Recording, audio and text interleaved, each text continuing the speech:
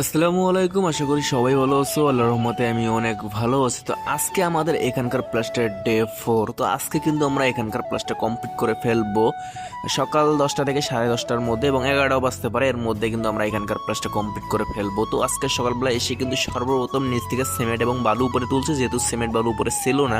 তো সিমেন্ট বালু উপরে তুলে নিছি এবং আমার হেল্পাররা কিন্তু মশলা তৈরি করা শুরু করে দিয়েছে। অল্প কিছুক্ষণের মধ্যে কিন্তু মশলা তৈরি করে ফেলবে। এরপর হচ্ছে যে আমরা এই জায়গায় প্লাসটা শুরু করবো আমার পিসে। যখন আমাদের হেল্পাররা মশলা তৈরি করতেছিল তখন আমি বসে না থেকে কিন্তু ভালো করে চিপিং করছি, যে কলমগুলো ছিল সেই কলমগুলো চিপিং করছি এবং ওয়ালগুলো কিন্তু ভালো করে পানি দিয়ে ভিজাইছি।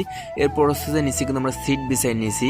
তো ওই সানসাইড যে ছিল, সানসাইডের যে সিন্ডাংটা আমরা খুলছিলাম ওই জায়গায় 3টা সিট ছিল, তো নিচে কিন্তু সিট বিছাই নিয়েছি। সিট বিছাই নিলে কিন্তু প্লাসটা করতে অনেক মজা লাগে।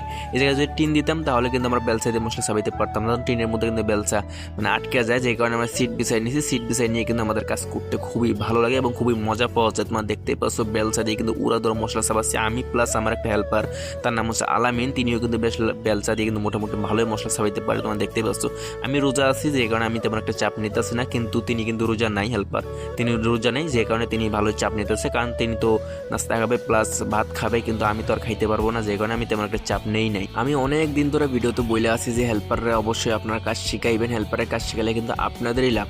এই যে আমরা হেল্পারদের কাজ শিখাইছি, এখন আমরা রোজা আছি, এখন আমরা তেমন একটা চাপ নেই না, হেল্পার দ্বারাই কিন্তু সব কাজ করাই নেই আমরা, কারণ তারা মশলা চাবাইতে পারে, পাট্টা মারতে পারে না, কিন্তু ফিনিশিং দিতে পারে। তোমার দেখতে পাচ্ছ আমরা 4জনে ফিনিশিং দিতেছি, তাহলে আমরা 4জনে যে ফিনিশিং দিতেছি তাহলে আমাদের তেমন একটা চাপ না নিলেও চলবে, খুব তাড়াতাড়ি কিন্তু প্লাস্টার হয়ে যায়। তো আমরা কাজ শিখাইছি, এই জন্য আমাদের কাজটা তাড়াতাড়ি হয়। আপনারাও যদি হেল্পারের কাজ শিখান তাহলে কিন্তু আপনাদের কাজগুলো কিন্তু তাড়াতাড়ি হয়ে যাবে। হেল্পারের সাথে কখনোই রাগারাগি করবেন না ভাই, তাদেরকে ভালো করে বুঝিয়ে বলবেন, তাহলে অবশ্যই তারা বুঝবে। তাদের সাথে যদি রাগারাগি করে তারা অনেক কষ্ট পায় এবং কাজের তেমন একটা তাদের মনোযোগ থাকে না কাজের দিকে।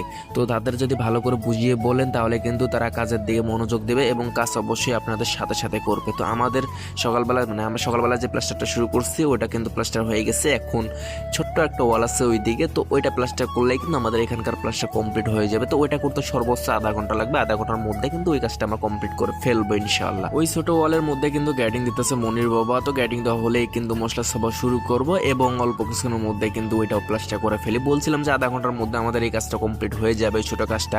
তো আমাদের এই পুরোটাই কিন্তু প্লাস্টার হয়ে গেছে। তো বলেন কমেন্ট বক্সে যে কীরকম হয়েছে প্লাস্টারটা। তো 4 দিনে কিন্তু এই জায়গায় মাছা দেওয়া শুরু থেকে আজকে পর্যন্ত 4 দিন লাগছে। 4 দিন কিন্তু ফুল লাগানি, এখন বাজে হচ্ছে 10:30।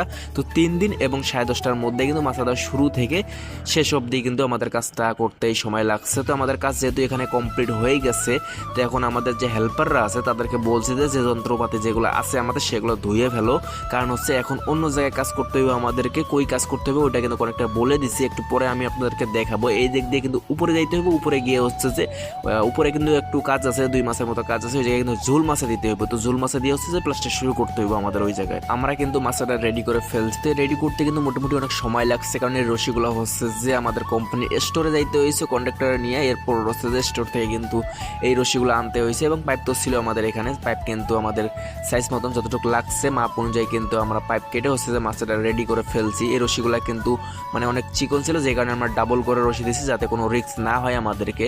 এদিকে আমরা এই যে জায়গায় যে পাইপগুলো আছে এই জায়গায় কিন্তু বেঁধে দেবো। তো অল্প কিছুর মধ্যে কিন্তু আমরা মাছটা কিন্তু নিচে নামাই ফেলছি, যদিও খুব সহজে আমি আপনাদেরকে দেখাই, কিন্তু এটা করতে কিন্তু মোটামুটি ভালো সময় লাগছে। যে 10:30টার মধ্যে শুরু করছিলাম, এখন বাজে হচ্ছে প্রায় 3টার মতো বাজে। তো আমাদের মাছ এখানে দেওয়া কমপ্লিট হয়ে গেছে, যদিও সময় একটু বেশি লাগছে, কারণ আমাদের উপরে কাজ করতে মানে রোদের মধ্যে কাজ করি, তো তেমন একটা চাপ নিতে পারি না। রোজা রেখে তো ভাই জীবন পুরাই শেষ, অনেক রিস্ক হয়ে যায় কাজ করতে, কিন্তু তারপর রোজা তো ভাঙবো না, এটা তো বইলাই দিছি আমি অনেক আগে। এই জায়গায় মনির বাবাকে রেখে যাবো, তিনি ভালো করে চিপিং করে হচ্ছে যে পানি মারবে এবং আমি 2টা হেল্পার নিচে নিয়ে যাবো, নিচে গিয়ে হচ্ছে যে বালু তুলে কিন্তু আমরা ছুটি করবো আজকের মতো কাজ এতটুকুই।